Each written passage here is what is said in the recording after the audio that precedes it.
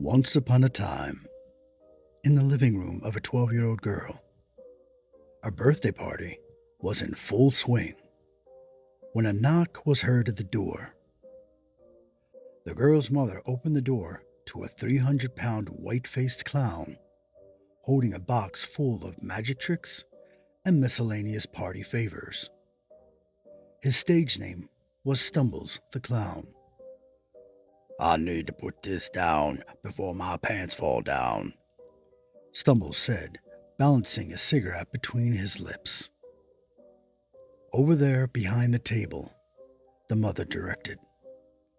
She noticed the clown was unshaven, with a stubble beard, and his white clown makeup was smeared carelessly over his face and neck.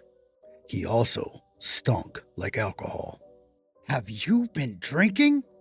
the mother asked. "This is a child's party, and you should know better." "I had one wine cooler an hour ago," the clown replied with a bold-faced lie. "I only drink socially." In the distance, thunder cracked, and rain began to pour as the sunny morning turned into a thunder and tornado watch. The door slammed shut as the wind caught the broadside and pushed it into the door jamb. And then, as if on cue, the lights went out. The only light visible was the tip of the clown's cigarette, glowing reddish, zipping around in all directions attached to his face. Then the lights flickered on and off, and finally stayed off. "Do you have an ashtray?"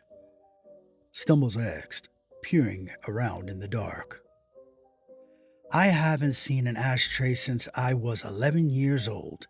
My parents smoked so much that I probably have secondhand lung cancer," the mother replied. "Where do I set up?" Stumbles asked, his speech slurred, eyes bloodshot.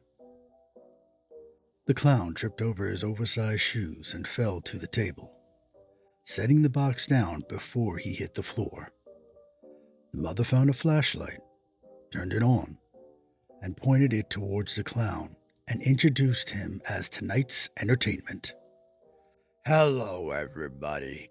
I'm Stumbles the Clown," he announced to the small gathering.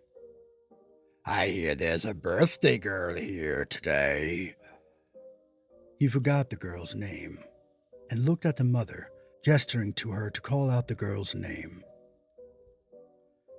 "Susan," the mother called out, disappointed that the clown forgot her name. "Well, happy birthday, Susan," Stumbles said, awkwardly, like a drunk at happy hour. "Today, Susan turns 11 years old," Stumbles said. It was the one thing he remembered. "I have a special magic trick for Susan and all of you, so pay attention," the clown barked. The clown placed his box on the table and produced a top hat, setting the brim up for all to see.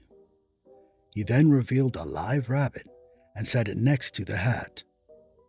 "Check it out," Stumbles said. "This is so cool." He then showed the small crowd. The hat was empty and set it back on the table.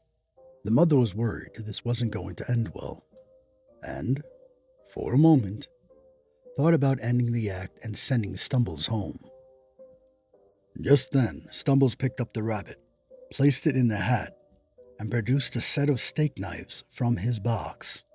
With a smile, he stabbed the cheap prop hat repeatedly with a giddy laugh, looking out to the crowd as he did. Then the mother noticed blood leaking onto the table and freaked out. "What are you doing? These are kids!" "Don't worry, lady. This is just a magic trick," Stumbles replied and dumped the dead rabbit onto the table covered in blood. "See? Everything is fine." To the shock of the crowd, the children screamed in horror, as they looked upon the dead rabbit and the blood-covered table. Stumbles placed the hat on top his head as blood dripped down over his messed-up white clown makeup. The mother ran to the table and stood in front of the children, screaming at them to move to the kitchen. She then turned to Stumbles and yelled, "What is wrong with you? I told you no rabbits. You were only allowed to kill a guinea pig or a snake." "Well, all I could find at the pet store was rabbits," Stumbles replied, wiping blood from his eyes.